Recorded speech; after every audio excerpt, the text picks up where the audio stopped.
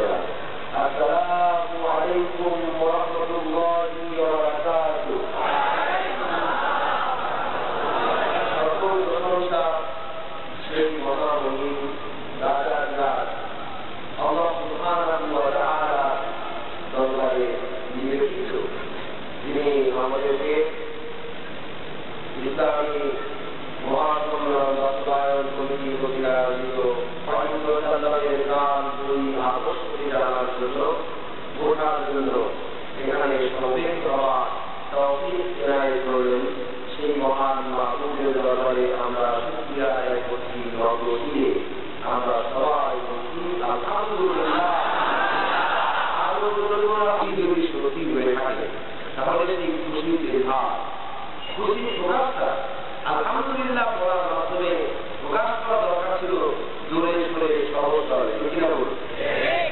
জোরে যেভাবে বললে আপনার যতটা জোরে যতটা চেয়েছেন ততটা পারেন না। কেন পারেন না? যেহেতু প্রচন্ড ঠান্ডা, প্রচন্ড সত্য প্রবাহ, এই সত্য প্রবাহের কারণে মনে হয় আমরা সবাই বরফের মতো জমে গেছি। জমে গিয়েছি নাকি? আমরা কি ঠান্ডা হয়ে গিয়েছি? যদি না সত্য প্রবাহ আলহামদুলিল্লাহ বলার বিষয়, সেই উচ্চ কণ্ঠের ভয়ে পরিগঙ্গা পার হয়ে মেঘনা পার হয়ে সমুদ্রে গিয়ে পড়বে। এত জোরে করতে হবে, পারবে?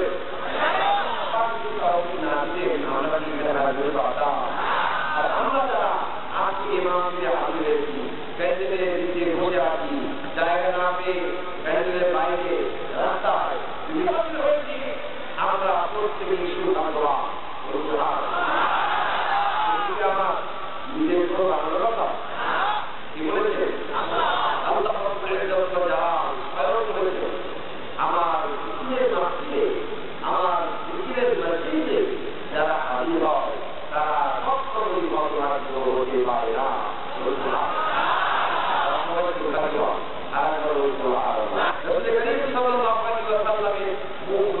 কথা কিন্তু এমন কিছু হাদিস আছে যে হাদিসে আল্লাহ পাক স্বয়ং কথা বলেছে, যে হাদিস পড়তে পারবে আল্লাহু তাআলা আযজা ওয়া জাল্লা, এগুলো হচ্ছে হাদিসের কুদসি।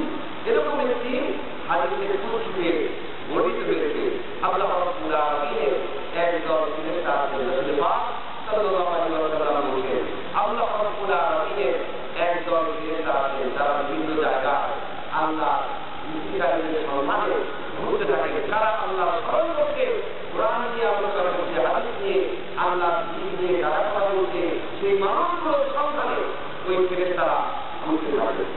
ঘুরতে ঘুরতে একটা জায়গায় যখন বেশ কিছু মানুষকে একত্রিত অবস্থা দেখে, যেটা কোরআন শুনি আপনাকে দেখতে পেত, তাহলে আরো বেশি বেশি করে আপনাদের ইবাদত করা করত।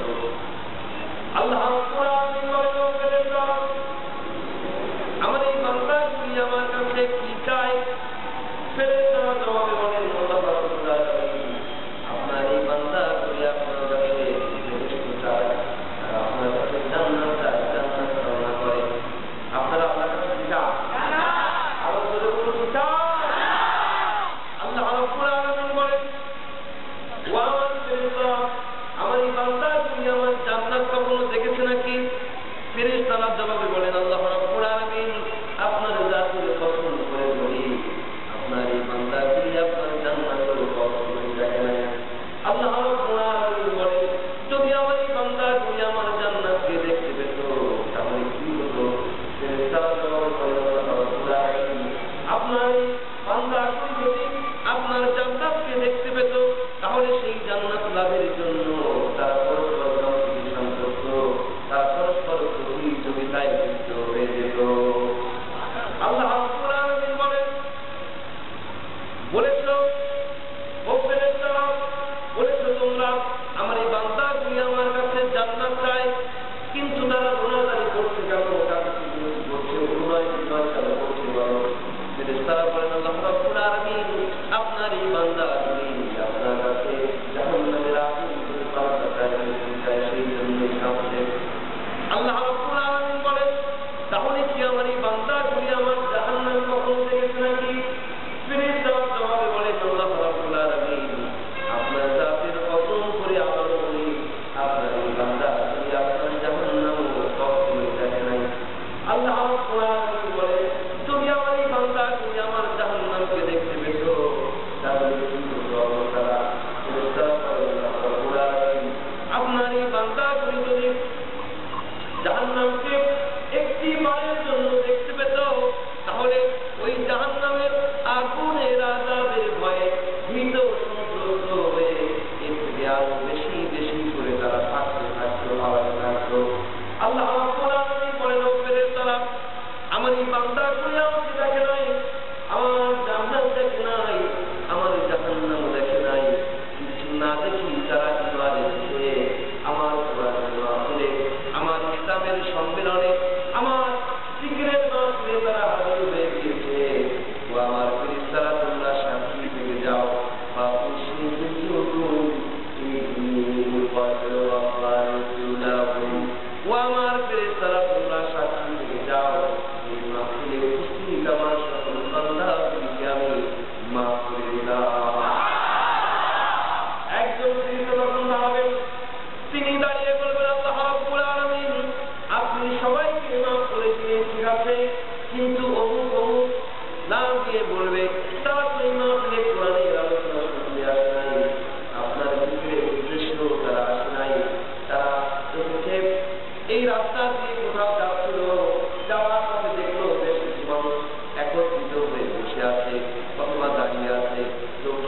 বশত কৌতূহল বশত সেখানে বসে পড়লো অথবা দাঁড়িয়ে রইল, আপনি কি এই মানুষটাকেও মাফ করে দিলেন নাকি?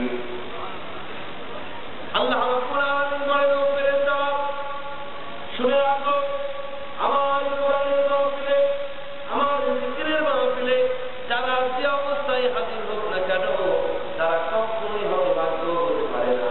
আমি এদের সকলকে মাফ করে দেই। এখন কি কারো মনে বিন্দু মাত্র সন্দেহ আছে? যারা হাজির হয়েছে, যত দূর থেকে আসুন না কেন, রাত যত গভীর হোক না কেন, ঠান্ডা প্রকোপ যত প্রচন্ড হোক না কেন, আমরা যারা হাজির হয়েছি আমরা সৌভাগ্যবান। কোন সন্দেহ পেতে আছে না থাকে, হৃদয়ের সবটুকু আগুলি উদার করে শ্রদ্ধা চিত্তে কুল কায়নাতের মালিক যিনি, সে আল্লাহ রাব্বুল ইজ্জত ওয়াল জালালের দরবারে আসুন আমরা জোরে সরে সমস্যারে আকাশ বাতাস প্রকম্পিত করে শুকরিয়া আদায় করি। সবাই বলি আলহামদুলিল্লাহ। আরেকবার জোরে বললাম আমিন। মুবারাকান বিজালালি ওয়াজহিকা ওয়া আযীমি সুলতানিকা ওয়া লাকাল হামদু বিল ঈমান ওয়া লাকাল হামদু বিল কুরআন। আল্লাহ সুবহানাহু ওয়া তাআলা বন্ধু দাতা আমার জীবনের জগৎকে অত্যন্ত গুরুত্বপূর্ণ উঠাবো বিশিষ্ট আলেম ওয়াইটাইকে উনি একটুখানি কিছু করুন ধরে সরে মহাপদের সাথে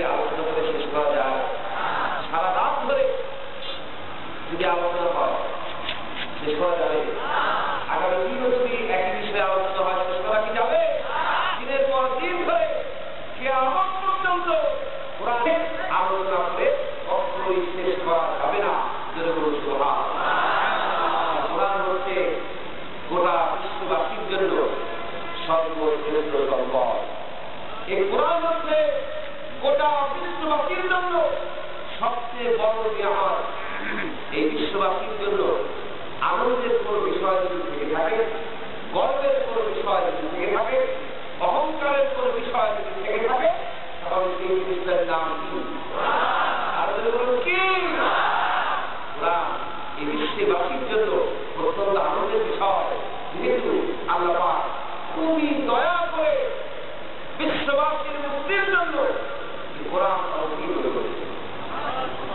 আল্লাহ রাব্বুল আলামিন বলেন, কুল বিফাদলিল্লাহি ওয়া বিরাহমাতিহি ফাবিযালিকা ফালইফরাহু ওয়া খায়রুম মিম্মা ইয়াজমাউন। বলেন, হে নবী, এই পৃথিবীর মানুষের জন্য আপনি বলে দিন, এটা তোমাদের জন্য বড়ই মেহেরবানি, অপার করুণা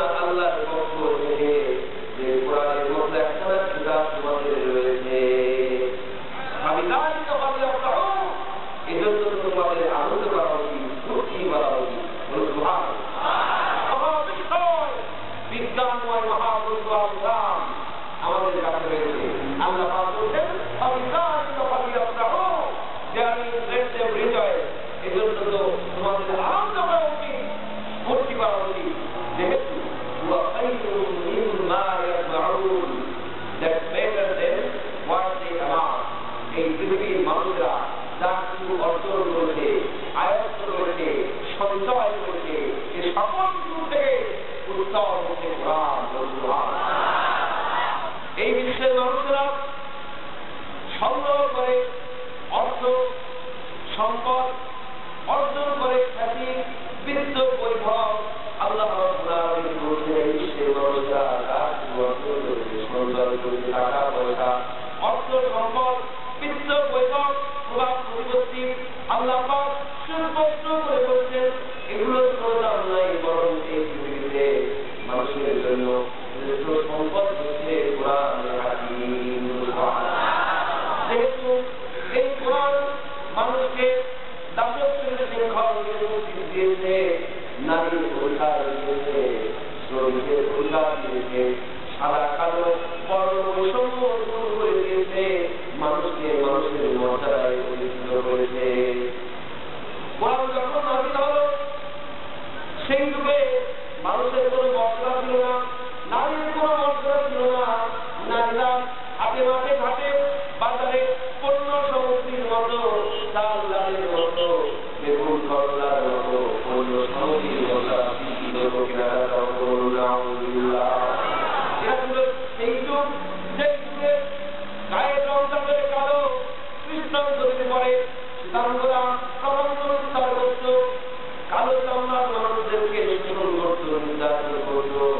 এরা ছিল সেই যুগ, এদিকে শ্রমিকের কোনো মর্যাদা না, তাদের টাকা পয়সা আছে, অর্থ সম্পদ তাদের আছে, প্রভাবশালী মানুষেরা দরিদ্র মানুষদেরকে গাধার মতো খাটিয়ে খাটিয়েছিল, কিন্তু এই পয়সাদেরকে প্রদান করত না।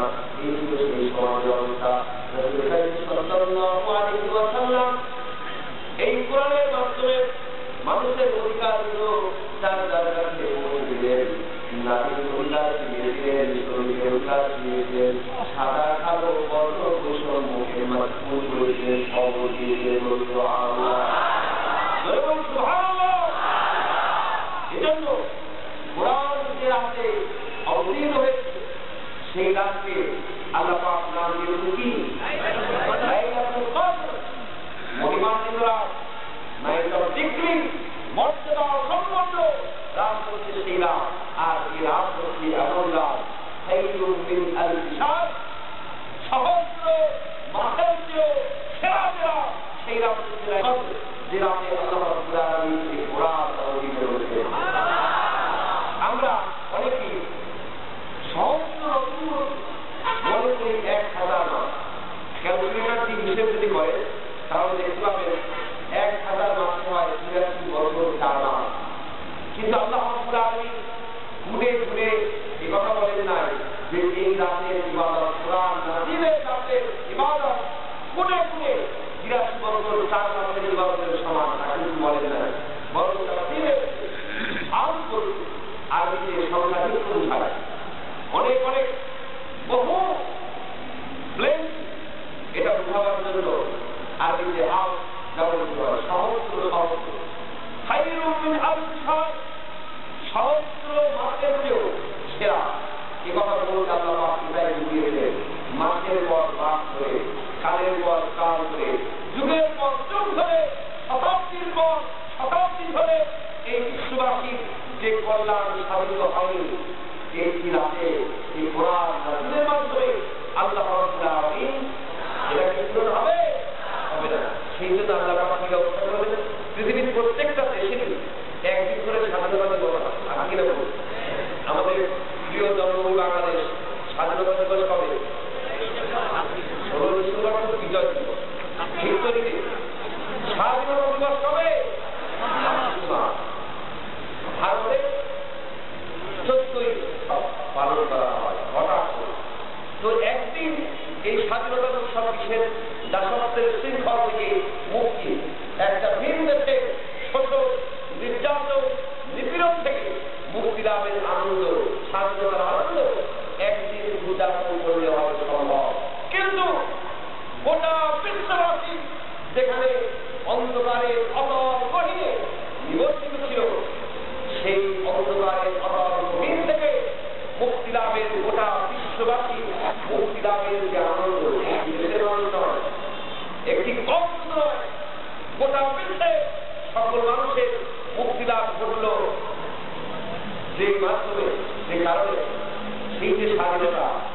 স্বাধীনতা একদিন উৎসব পালন করলে, আনন্দ করলে, ফুর্তি করলে পালন করা কি সম্ভব হবে? সেই জন্য আল্লাহ রাব্বুল আলামিন গোটা একটি মাস সিয়াম সাধনার মাধ্যমে সেই স্বাধীনতা আনন্দ উদযাপনের ব্যবস্থা করে দিয়েছেন। কোরআন হচ্ছে সেইটা মানুষের ভাগ্য বদলে দিয়েছে। সেই মহাগ্রন্থ আল কোরআন। কোরআন কারীমের বৈশিষ্ট্য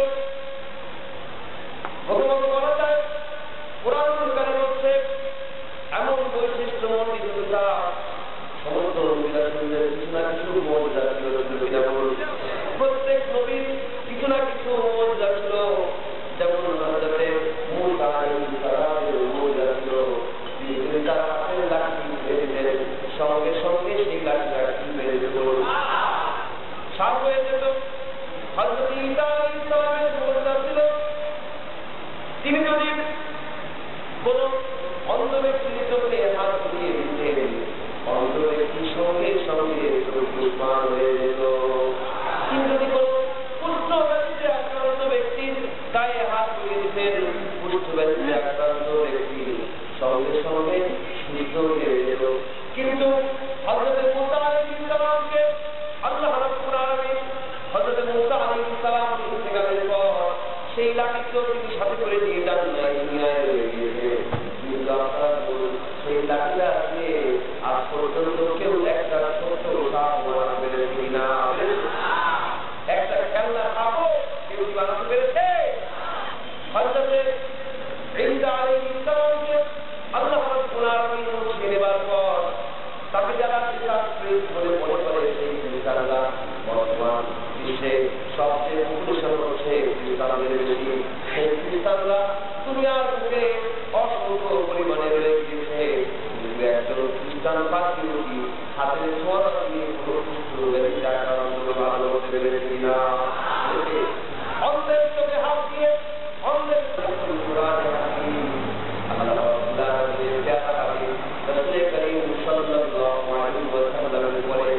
আল্লাহ রাব্বুল আলামিন তাকে 3000 বেশি মর্যাদা দান করেছিলেন। এই 3000 মর্যাদার মধ্যে সর্বশ্রেষ্ঠ যে মর্যাদা, সেই মর্যাদার নাম হচ্ছে কোরআনে হাকিম। এই কোরআন দিয়ে যে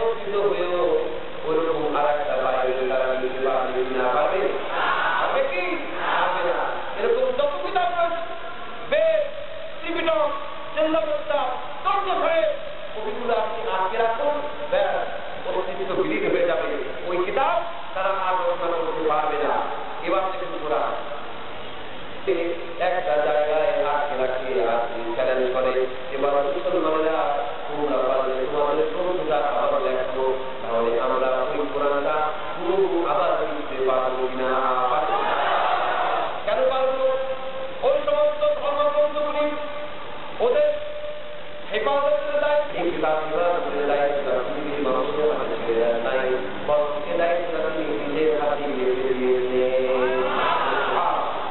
আল্লাহ রাব্বুল আলামিন বললেন, ইন্না নাহনু নাযালনা যিকরা ওয়া ইন্না লাহু লাহাফিজুন। বললেন, ইন্না নাহনু নাযালনা যিকরা ওয়া ইন্না লাহু লাহাফিজুন। I have without any doubt sent down this glorious book, sent down this message, wa inna lahu lahafizun, and I will assuredly guard it. এই কোরআন নাযিল করেছি আমি, আর কোরআন সংরক্ষণ, কোরআন হেফাজতের দায়িত্ব সম্পূর্ণ আমি আল্লাহ। কোরআন হেফাজতের দায়িত্ব কোরআন মুসলমানেরা কি করে সিনার ধরে আটকে রেখে দেয়, সিনার মধ্যে আটকে রেখে দেয়। এই পৃথিবীতে একটা বাইবেলের হাফেজ খুঁজে পাবেন না, বেদের হাফেজ খুঁজে পাবেন না, কোন ধর্মগ্রন্থের হাফেজ আপনি খুঁজে পাবেন না। কিন্তু কোরআন কারীমকে পেশ করা, মুক্তি করা আল্লাহ রাব্বুল আলামিন বান্দার জন্য সহজ করে দিয়েছেন। সূরা কমারে চারবার একই কথা আল্লাহ রাব্বুল আলামিন বলেছেন, ওয়া লাকাদ ইয়াসসারনাল কুরআনা লিযিকর। কোরআন করা, স্মরণে রাখা, মুখস্থ করা আমি বান্দার জন্য সহজ করে দিয়েছি। And I made the Quran easy to understand, easy to break down. সহজ করে দিয়েছি শেষ করা। মুখের মুখে হাফিজ কোরআনের সংখ্যা 1 লাখ 2 লাখ নয়। যারাই কারণ করুক সমস্ত কোরআনের কবিগুলো আত্মীয় যদি রাখে কোরআন বিরুদ্ধ করতে পারবে না। হাফিজে কোরআন রাখলে আল্লাহর নাজিল কিতাবটা আবার লিখে ছাপিয়ে বিশ্ববাসীর সামনে স্থাপন করবে। এমন মানুষের মনে গভীরভাবে প্রকৃত বিশ্বাস, তাদের ঈমান আকীদা, তাদের কৃষ্টি কালচার, তাদের চিন্তা চেতনা, মনন, এই সকল কিছু সম্পূর্ণ পরিবর্তন করে এক নতুন জীবন ব্যবস্থা মানুষের সামনে উপস্থাপন করা, এই ব্যবস্থা মানুষের মনে করতে পারা, বাস্তবে তা কায়েম করা। বিশ্বের বুকে কোন গ্রন্থের এরকম জরুরি নাই যা আপনি কেবলমাত্র কোরআনে হাকিমে এই ক্রেডিট, এর নিরঙ্কুশ কৃতিত্ব রয়েছে কেবলমাত্র একমাত্র শুধুমাত্র কোরআনে হাকিমের গ্রন্থ। কিরকম কৃতিত্ব, কি পরিবর্তন সাধন করল কোরআন। এমন একটা যুগে আল্লাহ রাব্বুল আলামিন কোরআন অবতীর্ণ করলেন। সেই যুগের মানুষরা সভ্য ছিল না, ভদ্র ছিল না, তারা ছিল অসভ্য, বর্বর, কুসংস্কারাচ্ছন্ন, তারা ছিল পাষণ্ড, তারা ছিল এমন অসভ্য যে তাদের দৈনিক চাহিদা পূরণের জন্য নারীর প্রয়োজন ছিল। কিন্তু সেই নারী তার সম্পর্কে মাতা হয় না, ভগ্নী হয়, খালা হয় না, মামি হয়, সেগুলো তাদের দেখার কোন বিষয় ছিল না। কি অসভ্য সেই যুগের মানুষগুলো ছিল, এতটাই কুসংস্কারাচ্ছন্ন। আল্লাহর একত্ববাদ, তাওহীদ, ওয়াহদাত আল্লাহ, আল্লাহর একত্ববাদ বিশ্বাস না করতে পেরে প্রত্যেকটা করতে করতে কবিলায় কবিলায় মাটির তৈরি মূর্তি দ্বারা বানানো, আর মূর্তিকে তারা কোনো সমস্যার সমাধানকারী বলে মনে করতে বলুন না। সন্তান হয় না, মূর্তির কাছে সন্তান চাইতো, জমিনে ফসল হয় না, ওই মূর্তির কাছে সাহায্য চাইতো। কবি বলছেন, আল্লামা আল্লাহ হারিয়ে গেছেন, কবিলে কবিলে কা মুঝে দেখে জুদা, কবিলে কবিলে কা মুঝে দেখে জুদা, किसी का बल था किसी का सफा था, ये नाइला पे और ये उज़्ज़बे पिला था, इसी तरह हर घर घर नया एक खुदा था। আল্লাহর কুতুবাদে বিশ্বাস না করতে পেরে প্রত্যেকটা করতে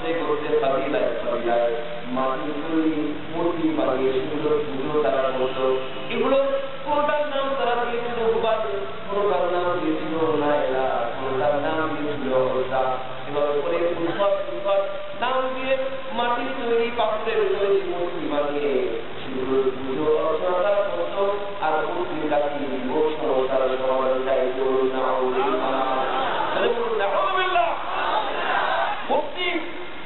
মূর্তি কি মানুষের কোনো কল্যাণ সাধন করতে পারে? সামান্যতম কল্যাণ মূর্তি মানুষের সাধন করতে কি পারে? একটা মূর্তি তার তো এই ক্ষমতাও নয় যে একটা মূর্তির নাকির উপরে যদি একটা মাছি বসে, নাকির উপরে বসে মূর্তি বের করে দেওয়া লম্বা জিহ্বার উপরে যদি সে কি করে, মল ত্যাগ করে, তো ওই মাটিটাকে হেই বলে তাড়িয়ে দেওয়ার ক্ষমতাও কি ওই মূর্তির আছে? মূর্তি মানুষকে কি কল্যাণ সাধন করতে হবে? তারা যদি এতটাই করতে পারল যে ওই মূর্তির পুজো অর্চনা তারা সেই যুগের মানুষগুলো ছিল এতটাই পাষণ্ড, পাষাণ ছিল, পর্বত ছিল। তারা কন্যা সন্তানকে জীবন্ত অবস্থায় মাটির মুখে পুঁতে রাখত। কারণ কন্যা সন্তান লাভ করলো, ওই কন্যা সন্তানকে তারা সহ্য করতে পারত না। কন্যা সন্তানকে নারী জাতির কোনো মর্যাদা ছিল না। কন্যা সন্তানকে অপয়াগ্র করত, দুর্ভাগ্যের প্রতীক মনে করত।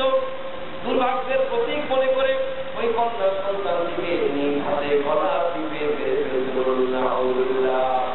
উঁচু পাহাড়ের উপরে উঠিয়ে নিজের অনুজাত সন্তান কোন অপরাধ তার নাই, তার অপরাধ এতটুকুই অপরাধ যে কন্যা সন্তানের জন্ম দিয়েছে। এই ক্ষুদ্র অপরাধে ওই বাচ্চাটাকে মাটিতে গর্ত খনন করে সেই গর্তের ভিতরে নিজের বাচ্চাটাকে ফেলে দিয়ে পাথর কাটা বানিয়ে আল্লাহ কোরআনে হাকিমে ওই সময় এই অবস্থাটা খুব সুন্দর হয়ে সুস্পষ্ট হয়ে বলেছেন।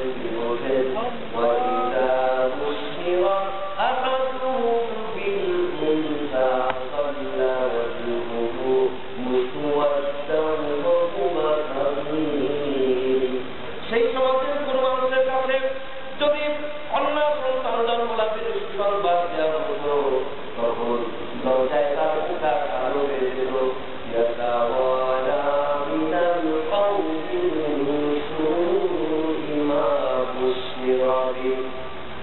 যে কন্যা সন্তান জন্ম এল, এই কন্যা সন্তান জন্ম লাভের লজ্জার সেই সমাজ থেকে লুকিয়ে চলত। আর মনে মনে ভাবত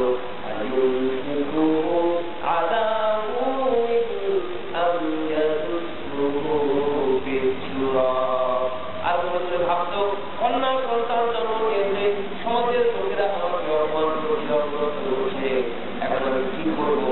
এই অপমান সহ্য করবো নাকি এই মেয়েটাকে আমি চিরতরে দুনিয়া থেকে বিদায় করে দেবো?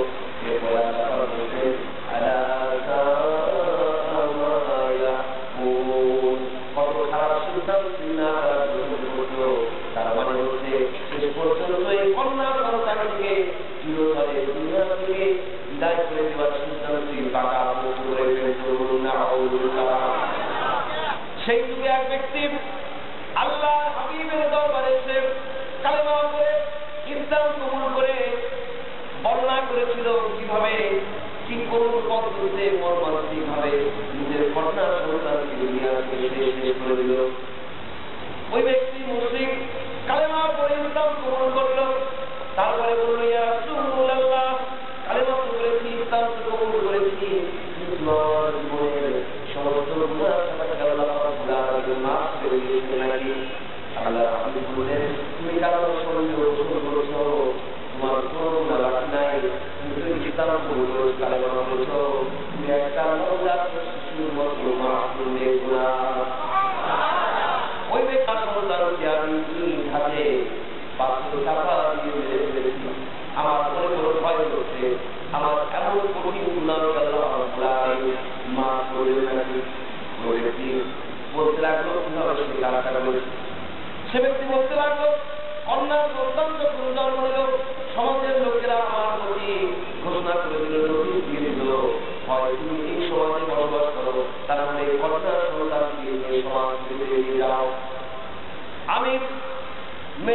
লুকিয়ে রাখলাম। একদিন দুদিন নয়, বছরের পর বছর ধরে মেয়েটাকে আমি ঘরের মধ্যে লুকিয়ে রাখলাম, যাতে বাইরের লোকেরা, সমাজের লোকেরা না দেখে। এভাবে অনেকগুলো যখন পার হয়ে গেল, মেয়েটার যখন বয়স হয়ে যে সে কথা বলতে শিখেছে, বুদ্ধি শুদ্ধি কিছু রয়েছে, এরকম যখন অবস্থা, তখন মেয়েটা হঠাৎ করে বাইরে চলে আসলো। সমাজের লোকেরা তাকে দেখার সাথে সাথে আবার আমার উপরে চড়া হলো, রাস্তাঘাটে পথে প্রান্তরে তারা আমাকে অপমান করতে লাগলো, আর বলতে লাগলো সমাজ থেকে বেরিয়ে যাও, আমাকে খেয়ে করতে লাগলো। এই কন্যা সন্তানের পিতা হিসেবে এই অপমান সহ্য করতে না পেরে আমি সিদ্ধান্ত নিলাম আর তো পারা যায় না, কন্যা সন্তানটিকে দুনিয়াকে বিদায় করব। কিন্তু কাজটা আমি কিভাবে করি? মেয়ের মা, আমার স্ত্রী এটা তো সহ্য করবে না, পারমিশন দিবে না, তাই আমি দূরভিশন দিয়েছে, ফোন দিয়েছে আমার স্ত্রীর কাছে গিয়ে বললাম, মেয়েটাকে সাজিয়ে উঠিয়ে দাও, ওকে নিয়ে আমি বাইরে থেকে ঘুরে আসি। মেয়ের মা সরল বিশ্বাসে মেয়েটাকে সাজিয়ে উঠিয়ে দিল, আর আমি বেড়া পাল্টান করে মেয়েটাকে নিয়ে বাইরে বেরোলাম। আমি মরুদ্যান দিয়ে হাঁটছি, হাঁটতে হাঁটতে নির্জন একটা জায়গায় যখন গিয়ে পৌঁছেছি, তাকিয়ে দেখলাম ডানে বামে কোথাও কাউকে দেখা যায় না। এরকম একটা নির্জন জায়গায় গিয়ে সঙ্গ করে আনা খোলা দিয়ে আমি গর্ত খনন করতে শুরু করলাম। আমি কোথাও দিয়ে গর্ত করছি, আর কোথাও লাগাচ্ছে আমার দাঁড়িয়ে আমার জামায় বানিয়ে লাগছে, আর আমার মেয়েটা বাচ্চাটা দাঁড়িয়ে থেকে জামা থেকে সরিয়ে দিচ্ছি। আর বলছি, বাবা এই গর্তটা তুমি কেন খনন করছো? বাবা তুমি আমাকে ব্যস্ত নিয়ে যাবে, কেন তুমি গর্ত খনন করছো? আমাদের মেয়েরা জানে না আমি কেন গর্ত করছি, আর গর্ত যখন খনন করা হয়ে গেল, আমি আমার মেয়েটাকে এক ধাক্কা মেরে গর্তের মধ্যে ছুড়ে মারলাম। মেয়েটা বুঝতে পারলো যে সমাজের অবস্থা রয়েছে, সে বুঝতে পারলো কেন গর্ত খনন করেছি, কেন তাকে গর্ত মেরে দিয়েছি। সে তখন আত্মহাত করে উঠল। তারপর আমি স্বামী একটার পর একটা করতে করতে আমার ওই বাচ্চাটাকে তার বস্ত হাতে মানুষ সব মাটির হাতে খেয়ে দিলাম। আল্লাহ হাবিব এই ঘটনার কথা শুনে তার চোখে দরদর করে পানি নেমে এলো। আল্লাহ হাবিব বলতে লাগলেন, এত বাসন দেওয়ার পর কি বলতে পারে নাকি মানুষ? এই ছিল সেই সমাজের অবস্থা। পাষণ্ড, এর চেয়ে পাষণ্ডতা, বার্বরতা আর কি হতে পারে? নিজের গৌরবজাত সন্তান, কোন অপরাধ নয়, নিষ্পাপ বাচ্চা কন্যা হয়ে জন্ম দিয়েছে। তারা মনে করত এই কন্যা সন্তান আমার জন্য দুর্ভাগ্য বয়ে আনবে, সেই কন্যা সন্তানকে জীবন্ত অবস্থায় মাটি থেকে বুঝে রাখতো। প্রসঙ্গ ক্রমে একটা কথা বলতে হয়, আমাদের সমাজে এরকম একটা কিছু দেখা যায়। কারণ গর্বে বারবার যদি কন্যাকে সঠিকভাবে বোঝায় না, বিজ্ঞান সাধন করে না, কিন্তু এটা স্বাভাবিক ছিল।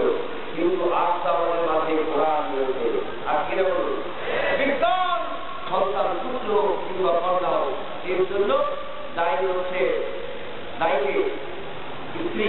এরকম একটা ধারণা আমাদের সমাজে রচনা আছে, কিনা বলুন। এই বিষয়টা যদি আপনি বিজ্ঞানকে জিজ্ঞেস করেন, বিজ্ঞান কি আমাদের সাথে বলবে, একই ভূমিকা বলবে? বিজ্ঞান বলবে এর জন্য দায়ী যদি কাউকে করতে হয়, দায়ী হবে স্বামী, পুরুষের জন্য দায়ী হয়ে যাবে। বিজ্ঞান তো আমাদের কিছু করে না, এক্সপেরিমেন্ট চালায়, পরীক্ষা করে, তারপরে একটা বিষয়ের মত দেয়।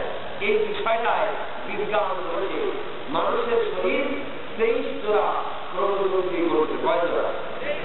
23 জোড়া ক্রোমোজোম করছে। এই 23 জোড়া ক্রোমোজোমের ভিতরে 22 জোড়া ক্রোমোজোম কাজ করে মানুষের শরীরের বিভিন্ন অর্গান, বিভিন্ন অঙ্গ প্রত্যঙ্গগুলো পরিচালনার জন্য। একাধারে 22 জোড়া ক্রোমোজোম কাজ করে, যাকে বলা হয় অটোলগ। আর বাকি থাকলো কয় জোড়া?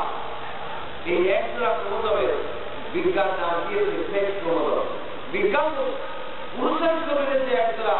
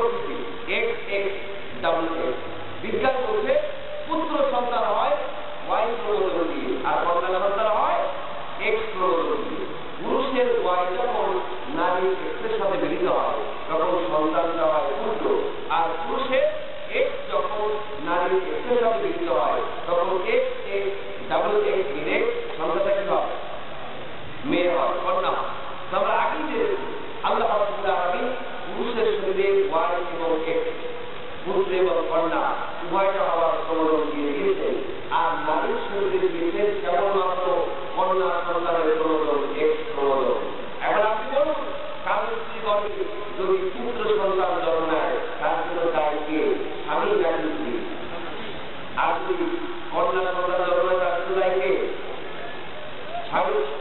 নারীরা করুন। এই আপনি অনেক লোকে বললেন পুরুষরা আমাদের ভয় পেয়েছিলেন, হয়তো আপনি চাকরি করে একটা অবাধ যাও, কিন্তু আমরা তাই করতে ভয় পাওয়ার কোনো কারণ নাই। কারণ বিজ্ঞান তার কথা কিন্তু সেখানে শেষ করে নাই। বিজ্ঞান লাস্ট অফ অল বলেছে এর জন্য আসলে পুরুষ দায়ী নয়। পুরুষের ভিতরে ভয় এক পুরুষ কন্যার দুই দিয়ে দেওয়া হয়েছে, কিন্তু পুরুষের ক্ষমতা নয় ওয়াই প্রয়োজন দেওয়া পুত্র সন্তানের আশায় অথবা প্রয়োজন দেওয়া কন্যা সন্তানের আশায় এই ক্ষমতা আছে। আল্লাহ নাম আরো জোরে সরে দিতে অবস্থা নয়, জোরে সরেও পুত্র দেওয়ার মালিককে আমার জমিনের সার্বভৌম বন্ধ করছে কেবলমাত্র আল্লাহ। তিনি যা ইচ্ছা তাই কিছু করেন।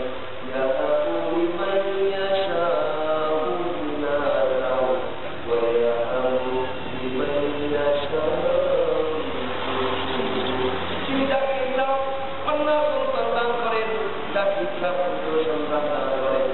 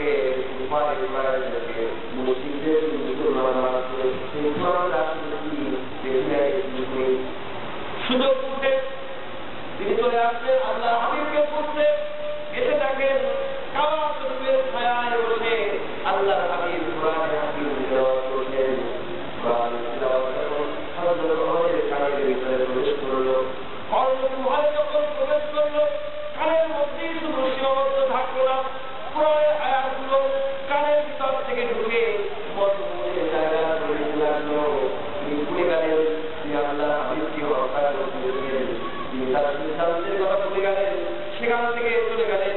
তারপরে এক পর্যায়ে ইসলাম কবুল করবে। আর কোরআনের সর্বপক্ষে থেকে এমন সব মানুষের তিনি পরিণত হয়েছিলেন যারা আমি বলেছেন আমার পরে যদি কেউ নবী আসতো তাহলে অবশ্যই আমার নবী হয়ে যেত। কোরআন হচ্ছে সেই কিতাব, এই পৃথিবীর মধ্যে অনেক মানুষদের এরকম আছে, মুসলমানদের মধ্যেও এরকম অনেক মানুষ আছে, নাম আব্দুল্লাহ, নাম হচ্ছে আব্দুল রাহিম, নাম তারা মুসলমান নাম ধারণ করেছে, মুসলমান হিসেবে পরিচয় দেয়, তাদের জীবনে একটা মুসলমান। অথচ সেই ব্যক্তি কোরআনকে স্বীকার করে না, কোরআন সম্পর্কে বলে কোরআন ইসলামের কোরআন হচ্ছে মানুষের তৈরি করা একটা গ্রন্থ। কোরআনকে বলে মুহাম্মাদের হেলুসিনেশন, মুহাম্মাদের একটা তুমি কতখানি জ্ঞান অর্জন করছো? কোরআন মানুষের তৈরি করা, কোরআন তুমি যে ব্যক্তি কোরআন পড়ে কোথাও নিয়তে সেই ব্যক্তি কোনোদিন এই কথা বলতে পারে না যে কোরআন মানুষের অর্জন করা।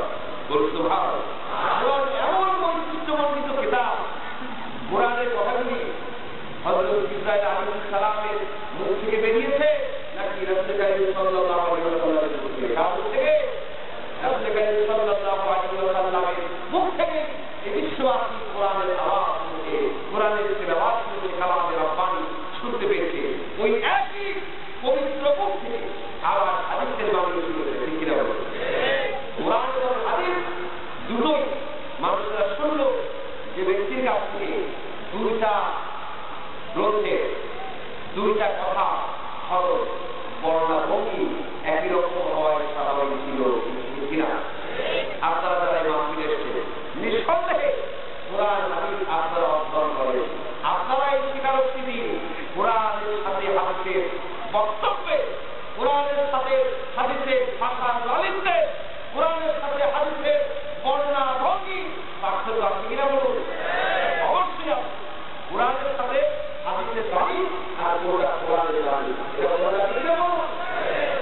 কোরআনের বৈশিষ্ট্য এমন, এই কোরআন মানুষের আপনার বইয়ে যারা প্রচার করে নিজেদেরকে জ্ঞানী পরিচয় দেয়, এরা আমাদের জ্ঞানী হয়, এরা জ্ঞান দাবি, এরা কি? এরা জ্ঞান দাবি। কতটুকু জ্ঞান অর্জন করে? আল্লাহ বাণী করার হাকিম, আল্লাহ নাযিলকৃত কিতাবকে মানুষের তৈরি করা কিতাব বলো, শুধু তাই না পড়তে দেখাও। এই কথা বলি যে কোরআন তো ভালো, কোরআন মুহাম্মদের রচনা করা, আল্লাহ রচনা করার কথা, আল্লাহ বৈশিষ্ট্য কেউ নয়, দেয়ার লোকা, দেয়ার লোকপ্রিয়তা, বলুন না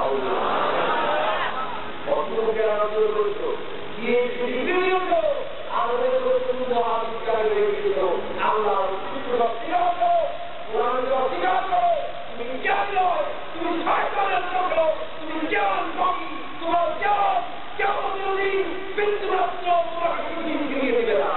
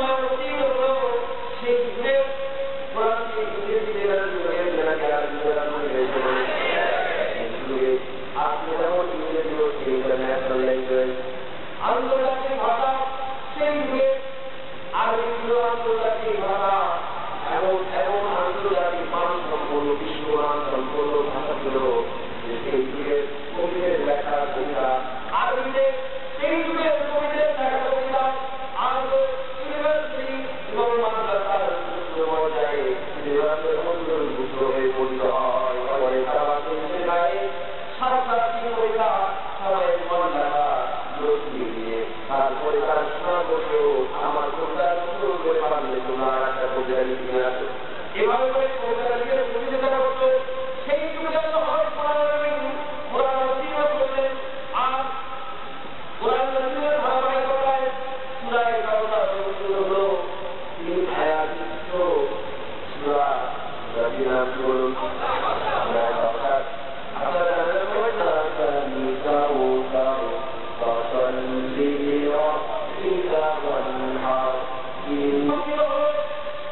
কোন একজন অতি মুত্তাকি সাহাবী সূরা কাউসারের প্রথম 2 আয়াত তাওয়াসুলের গায়ে লাগিয়ে দিয়ে আসলো।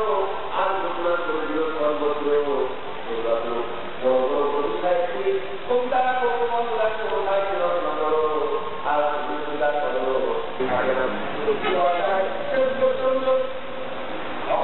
চেষ্টা করে একটা লাইন শুনিলেন।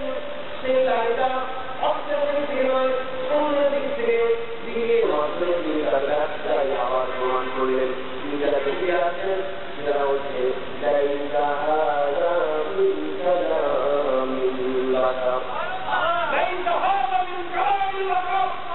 এটা কোনো মানুষের লোকরা হতে পারে না। এ হচ্ছে সেই কোরআন। কোরআন নিয়ে হাতি ঘোড়া কেন পান খেলা বলে চলদল, হাতি ঘোড়া কেন দল খেলা কি বলে খেলা বলে চলদল। হাতি ঘোড়া সব ব্যস্ত হয়ে গেল আমাদের দিয়ে খেলারা। তারপরে কোরআন মানুষের রচনা করা বলুন না বিজ্ঞানীরা ঐতিহাসিকরা চিন্তাবিদেরা দার্শনিকেরা কোরআন করে করে কোরআন কারিমের ঐতিহ্য, কোরআন কারিমের বিজ্ঞানময়তা, কোরআন কারিমের বিষয়ময়তা এগুলো দেখে দেখে তারা উন্নত হয়ে যাচ্ছে। তারপরে ইসলাম আল্লাহ রাব্বুল আলামিন বলেন আফালা ইয়াতাদাব্বারুনাল কুরআন, do they not think deeply about the Quran? ওরা কি কোরআন নিয়ে চিন্তা গবেষণা করে না? এই কোরআন যদি আল্লাহ ছাড়া অন্য কারো পক্ষ থেকে আসতো তাহলে অবশ্যই যেতে পাওয়া যেত